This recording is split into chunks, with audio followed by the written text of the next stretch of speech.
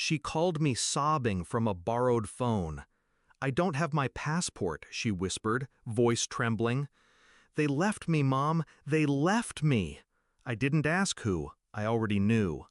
It was supposed to be a family trip. My parents, my brother, his wife, and their two charming little sociopaths, my niece and nephew. They invited my daughter, Alia, to Bond. First international trip, 18, excited, naive. They flew her out to a country the State Department had marked red. Do not travel. Political unrest, roadblocks, rumors of foreign detentions. I begged her not to go, but she trusted them, because I raised her to believe blood meant something. That was my mistake. I knew something was wrong the second I saw the timestamp.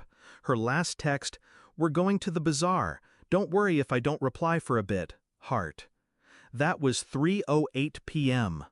At 9:31 p.m., my nephew posted a video. He and his sister were laughing, hysterically, on the plane. The caption? "She freaked out. You should have seen her face." Heart. Behind them, 5 empty seats, and Alya's backpack under their feet. I didn't panic. I wired Alya money, found a contact through an NGO, got her safe, lodged, and on the embassy's radar. But I never let her hear the rage in my voice. "Just breathe, baby," I told her. "You're not alone. You're just temporarily misplaced." She didn't ask me to fix it, but she's my daughter, and I don't forget abandonment. Flashback. When I was 16, I missed a flight. My dad left me at the airport, said I needed to learn responsibility. When my brother crashed my car at 22, they blamed me for leaving the keys out. When Alya was born, they called her a disruption. They never liked that I raised her alone, without help, without their rules. But they knew she was my everything, so they hit me where it would bleed longest. They came home 4 days later, suntanned and smug. They didn't know I'd already pulled the airline's CCTV footage. Didn't know I had screenshots of my niece's deleted group chats. Didn't know I'd spoken to the tour guide, who said they left her on purpose, told me she was a burden. Every detail, every step, documented, dated, time-stamped.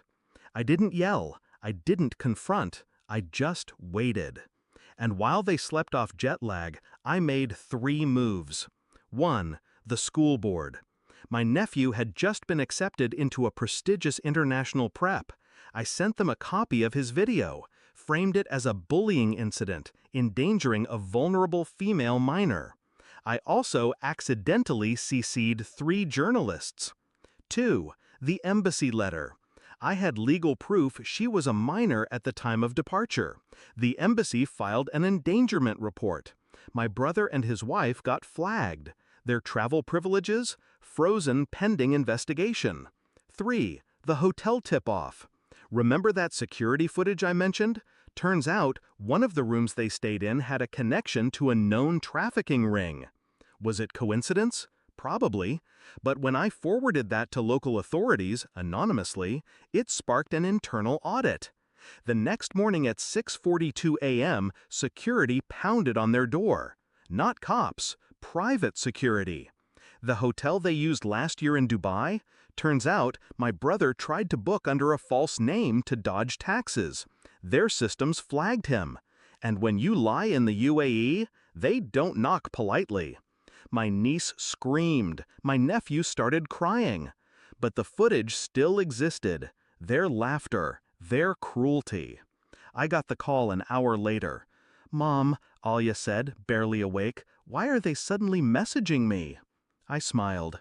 "They just remembered you exist." In the weeks that followed, everything collapsed. The prep school revoked my nephew's admission. My brother's company got reviewed for ethical violations. My sister-in-law fired from the embassy auxiliary board. Too much bad press, too much liability. And the best part? I never stepped in the spotlight. I let their own digital footprints devour them. They tried to spin it, of course. She got lost. She misunderstood. She's emotional. But the world doesn't like laughing bullies, especially not rich ones who abandon teenage girls overseas. Alya came home 2 weeks later, stronger, quieter, but she looked me in the eyes and said, "I know what they did." I nodded. And they won't do it again. Sometimes revenge isn't a scream, it's silence. It's knowing exactly when to strike. It's watching them untangle the noose they tied themselves. So when people ask how I stayed calm, I tell them this: you don't scream in the storm. You study the wind, then rebuild it to blow only in your favor.